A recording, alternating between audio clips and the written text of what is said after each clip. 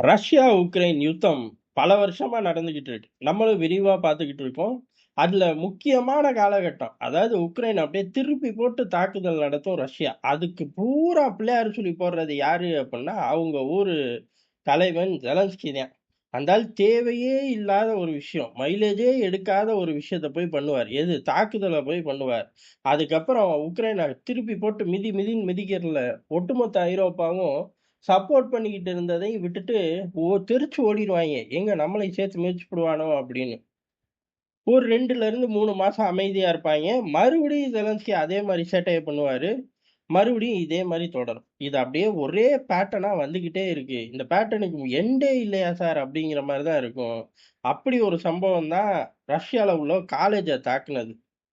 இன்னைக்கு வரை அந்த காலேஜ தப்பா தாக்கிட்டோம். அது எங்க டார்கெட் லிஸ்ட் இல்ல. மிசைல் மிஸ் ஆயிருச்சு. இல்ல டார்கெட்டே தப்பா லோட் ஆயிருச்சு. எந்த காரணமும் சொல்லாம சுத்திக்கிட்டு இருக்காய்ங்க. இதே ரஷ்யா உக்ரைனுக்குள்ள செஞ்சிருந்தா, இந்நேரம் குதிச்சிருப்பாய்ங்க. எங்க? ஊர் முழுக்க நின்னு குதிச்சிருப்பாய்ங்க. நம்மளையும் சேர்ந்து குதின்னு சொல்லியிருப்பாய்ங்க. பல வருஷம் கழிச்சு ஏதாச்சும் விஷயமா போறோம் அப்டின்னா, அங்க மைக்க நீட்டிட்டு, "நீங்க அதுக்கு குதிக்கல" அப்படின்னு சொல்லி கேட்பாய்ங்க. இந்த கேள்வி இப்ப தேவையாடா? அப்படிங்கிற மாரி அந்த கார்ட கையிலேயே வச்சுக்குவாய்ங்க. எப்பயும் வச்சுக்குவாய்ங்க. இந்த நூற்றாண்டு முழுக்க வச்சுக்குவாய்ங்க. அடுத்த நூற்றாண்டுல நம்ம வாழ்ந்தோம் அப்டின்னா, அப்பயும் இந்த கார்ட வச்சிருப்பாய்ங்க. அம்புட்டு சேட்டை பண்ணுவாய்ங்க. ஆனா, உக்ரைன் செஞ்சதுக்கு ஒரு சத்தமும் கிடையாது. ஆனா, ரஷ்யாவ பொறுத்தவரை இவனுங்க கத்தணும், சப்போர்ட் பண்ணணும், இந்த கார்ட தூக்கிட்டு வந்து நம்மளுக்கு ஆதரவா இருக்கிறவன டிஸ்டர்ப் பண்றாய்ங்க. அதுக்கெல்லாம் சேர்த்து பதிலடி மாரி வச்சு செய்யற சம்பவம் தான் உக்ரைன கிளச்சு போடுறது. ஆனா, இந்த தாட்டி எப்பயுமே கிளச்சு போடுவார்கள். அதுல உக்ரைன் பெரிய அளவு பயப்படும். ஆனா, இந்த தடவ ஓர்ஷ்னிக்க விட்டு அடிச்சனால, இத தடுக்கவே முடியாது. எங்க நம்ம தலைக்கே ஆபத்து வந்துருமோ அப்படின்னு ஜெலன்ஸ்கி ஓர்ஷ்னிக்க தூக்குனா மட்டும் பயப்படுறாரு. ஏன் அப்டின்னா, தடுக்கிறதுக்கு ஒண்ணும் கிடையாது. தப்பி தவறி இந்த ஆள் இடத்த கண்டுபிடிச்சுட்டாய்ங்க அப்டின்னா, தாக்குறதுக்கும் தயங்க மாட்டார்கள். ஆனா, அதே சமயம் ரஷ்யா தாக்கிட்டு இந்த 1 டசன் கும்பலோட பேச்சுல இருந்து தப்பிக்கணும். ரஷ்யாவும் தப்பிக்கணும், ரஷ்யாவோட நண்பர்களும் தப்பிக்கணும். எங்கேயாச்சும் போனோம்னா, "இத நீங்க கண்டிச்சீங்களா? இப்பேர்ப்பட்ட நாடோட நீங்க உறவு வச்சிருக்கீங்க" அப்படின்னு நம்மள பார்த்து கேட்பாய்ங்க. இப்படி ஒரு கேவலமான கேள்விக்கு எப்புட்றா பதில் சொல்றதுன்னு நம்ம பாட்டுக்கு நடந்து வந்துருவோம். அப்படி நடந்து வந்துட்டோம்னா, "பாருங்க கேட்ட கேள்விக்கு தெறிச்சு ஓடுறாரு" அப்படின்ருவாய்ங்க. அட பாவி! விஷயம் முடிஞ்சுச்சு, நடந்து வந்தேன், லிஃப்ட்ல ஏறி போறேன். இதுல நான் எங்கடா தெறிச்சு ஓடுனேன் அப்படிங்கிற மாரி நம்ம தலைவர்களோட மனநிலை இருக்கும். என்னா பண்றது? 1000 தான் அன்னை அமெரிக்காவோட பஞ்சாயத்து இருந்தாலும், அன்னை அமெரிக்கா அப்படின்னு நம்ம சொல்றோம். நண்பர்கள் நெறைய பேரு, "அவன போய் சொல்றீங்களே" அப்படிம்பாங்க. ஆனா, ஒரு சில விஷயத்துல அன்னை அமெரிக்கா நம்ம கூட கை கோர்க்கும்போது சூப்பரா சம்பவம் பண்ணுவான். நம்மளே லிஸ்ட்ல இல்லாத லெவலுக்கு சம்பவத்த பண்ணிவுட்டு போவாய்ங்க. காரணம் என்ன அப்படின்னா, நம்மளோட தேவை அமெரிக்காவுக்கு தேவை. அவ்வளோதான் சிம்பிள். மத்தபடி அமெரிக்காவ பொறுத்தவரை எதுவுமே கிடையாது. டீல்ல எல்லாமே மைலேஜ் இருக்கா? ஓகே. எனக்கு கூட இருக்கா? டபுள் ஓகேம்மா. ஆனா உனக்கு கூட இல்ல. ஈக்குவல் தான். பரவால்லையா? அப்படின்னு ஏறக்குறைய ஒரு 10 வருஷமா அடிச்சு நம்ம கைக்குள்ளேயே வச்சிருக்கோம். அப்படிதான் என்ன பண்றது? எல்லா ஊர்லயும் 10 பைத்தியங்க இருக்கத்தானப்பா செய்யும் அப்படின்னு சொல்லிட்டு சிம்பிளா அமெரிக்கா கிளம்பி போயிருச்சு. இந்த மாரி ஆதரவுகள எடுத்துட்டு, அப்படியே இந்த விவகாரங்கள நம்ம பைபாஸ் பண்ணி போய்க்கிட்டு இருக்கோம். ஆனா, ஓர்ஷ்னிக்க பைபாஸ் பண்ண உக்ரைன்ட்ட மட்டும் கிடையாது. அண்ணன் அமெரிக்காட்டயே ஆயுதம் கிடையாது. அதனால ஓர்ஷ்னிக்கோட தாக்குதலுக்கு ஐரோப்பா முழுக்க கண்டனம் தெரிவிக்கிறார்கள். அமெரிக்கா கண்டனமே தெரிவிக்கல. ஜெலன்ஸ்கி "யோவ்! ஏதாச்சும் சொல்லியா?" அப்படின்னு சொல்லும்போது, ஒண்ணுமே சொல்லல. ஐரோப்பா கண்டனம் தெரிவிச்சாலும், ஒட்டுமொத்தமா ஐரோப்பா லேபிள்ல நின்னுக்குவாய்ங்க. ஆனா சொல்றது 2 நாடா தான் இருக்கும். பிராந்திய வல்லரசுகளான்னு கேட்டா, அவனுங்களும் வாய தொறக்க மாட்டாய்ங்க. பேரு தான் பிராந்திய வல்லரசு. ஆக்டிவா எந்த முடிவையும் எடுக்க மாட்டார்கள். ஜெர்மனி ஆகட்டும், பிரான்ஸ் ஆகட்டும். பிரான்ஸ் நம்ம நண்பன். ஜெர்மனி கூடயும் எந்த பஞ்சாயத்தும் கிடையாது. அதனால சமத்து பிள்ளையா இருக்காய்ங்கன்னு நம்மளும் சொல்லிட்டு போயிரலாம். ஆனா ஒரு சில நாடுகள் அங்க குதிச்சுக்கிட்டு இருப்பார்கள். ஒரு சில நாடுகள் தான். மாத்தி மாத்தி குதிப்பார்கள். அப்புறம் அமைதியாயிருவார்கள். இந்த தடவ பொத்துன்னு எல்லா பேரும் விட்டுட்டு ஓடும்போது, அமெரிக்கா தான் ஏதாச்சும் செஞ்சு அப்படி நெருப்ப கொழுந்து விட்டு எரிய விட்டுக்கிட்டே இருக்கணும். அமெரிக்காவ பொறுத்தவரையும் பேசாம இருந்துச்சு. ரஷ்யா அடுத்து நான் ஓர்ஷ்னிக்க வச்சு எல்லா இடங்களையும் தாக்குவேன். அதாவது கட்டளை மையத்த தாக்குவேன் அப்டின்ட்டாரு. ஆர்டர் குடுக்குற பையன் எல்லாரும் ஆபத்துல இருக்க பாத்துக்க. பிளான் போடுற எல்லா பயலும் ஆபத்துல இருக்க பாத்துக்க அப்டின்ட்டாரு. அந்த ஆபத்து அப்டிங்கிறது எம்பசிலயும் நெறைய ரூட் வெட்டுறீங்கடா, தொலைச்சு புடுவேன் பாத்துக்க அப்டின்னோனே, அமெரிக்க எம்பசியே காலி பண்ணிட்டார்கள்னு ஒரு தகவலும், இல்லங்க தினமும் அவனுங்க ஆபீஸ்க்கு வந்து போறாய்ங்க எங்க ஆட்கள். தெரியுமா? அப்டின்னு இன்னொரு ஆட்களும் சொல்றார்கள். சரி, எம்பசிய காலி பண்ணிட்டாய்ங்க, காலி பண்ணல. இருவேறு கருத்து. நம்ம போய் பார்த்துக்கிட்டு திரிய முடியாது. உக்ரைன்ல ஏற்கனவே குண்டு விழுகுது. குண்டு விழுகாட்டி மட்டும் நம்ம போய் பார்க்க போறோமா தலைவான்னு கேட்கக்கூடாது. அமெரிக்காவோட கருத்து தான் ரொம்ப முக்கியம். அது வெளியுறவுத்துறை ரூபியோ போன்ற கருத்துக்கள், ட்ரம்ப் போன்ற கருத்துக்கள், அந்த ஆள் சொல்லி சொல்லி மாத்துவான்யா, நீ வேற அப்படின்னு கேட்கக்கூடாது. 1000 தான் இருந்தாலும் தலைவன் தலைவன் தான். இன்னும் கொஞ்ச நாளைக்கு அவர் தான் அமெரிக்காவோட அதிபர். 3வது டெர்ம் வருவாருன்னு அவங்க ஆட்கள் சொல்றார்கள். அப்படி வந்தா 3வது டெர்மும் அவர் தான் அதிபர்.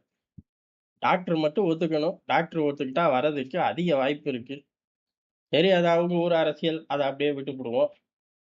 அமெரிக்காவ பொறுத்தவரையும், டேய் எதையாச்சும் சொல்லக்கூடாது. யுத்த காலங்கள்ல ஒவ்வொரு விஷயமும் அதுக்கு கவுண்டர் பெரிய அளவு ரணகளமா மாறி போயிரும் அப்படின்ட்டாய்ங்க. அதாவது இதுக்கு நான் எதையாச்சும் பதில் சொல்ல பதிலுக்கு பதிலடி அப்படிங்கிறதுக்கு பதிலுக்கு பதில் கிடையாது. பதிலடின்னு களத்துல இறங்கி சம்பவம் பண்ணிட்டாங்கன்னா, தாங்க முடியாது நம்மனால அப்படின்னு சொல்லி அமெரிக்கா தெரிவிச்சுட்டு ஓடிருச்சு. என்னடா இது! அமெரிக்காவா இப்படி தெரிவிக்குது அப்படின்னா, ஆமா.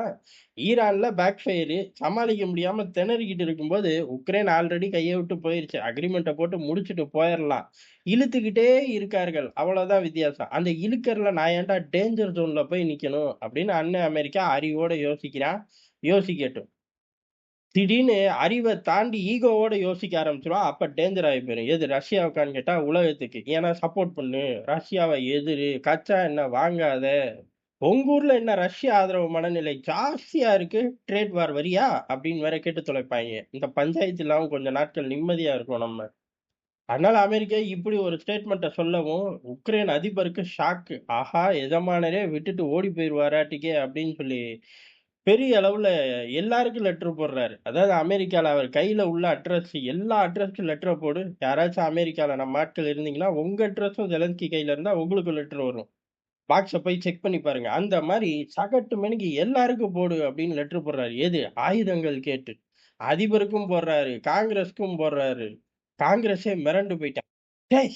என்னடா உள்ளூர்ல காங்கிரஸ், செனட் அப்படின்னு சொல்லி நாங்க உள்ளூர் அரசியல்ல மைலேஜ் தேடுறதுக்கே படு கஷ்டப்படுறோம்.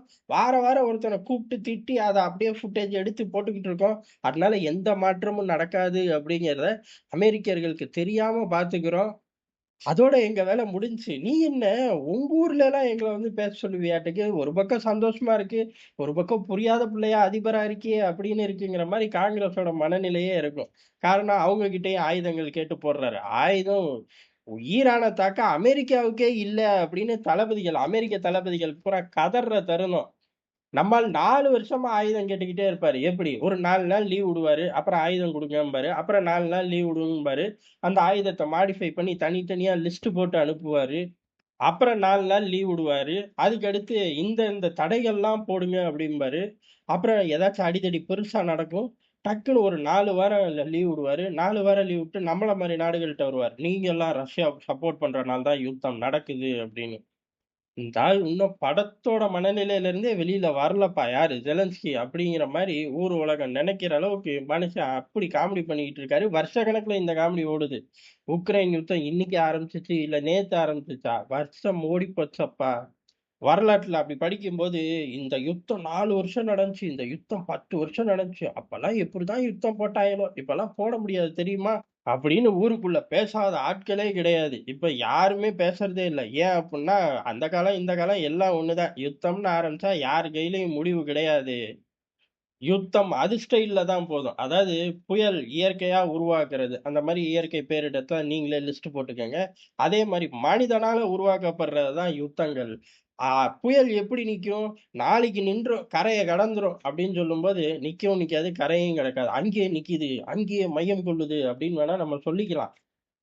அதே ஈக்குவல் தான் மனிதனால் உருவாக்கப்பட்ட யுத்தங்கள் அப்படின்னு யார் சொன்னான்னு கேட்கக்கூடாது. நம்மளா சொல்லிற வேண்டியது தான். யாரையாச்சும் சொல்றான்னு கேட்டா, அங்க தான் பிரச்சனையே வரும். கேட்கிற ஆளு அமெரிக்க கோஷ்டியா இருந்துச்சு அப்படின்னா, அவன் ஒரு ஸ்டைல்ல சொல்லுவான். பதிலுக்கு நீயும் அதே சொல்லும்பான். ரஷ்ய கோஷ்டியா இருந்தா பெருசா ஒண்ணும் பிரச்சனை கிடையாது. ஓரளவு ஒத்து போற மாரி தான் இருக்கும். ஆனா ரஷ்ய கோஷ்டிட்ட போய் நீ எப்படி கேட்க போச்சு அப்படின்னு இந்த பக்கம் உள்ளவன் டார்ச்சர் பண்ணுவான். இந்த டார்ச்சர் நமக்கு தேவையா? சத்தியமா தேவையில்ல. அதனால அடுத்த அப்டேட்ல இன்னும் பல விஷயங்கள விரிவா வந்து இங்க பார்ப்போம்.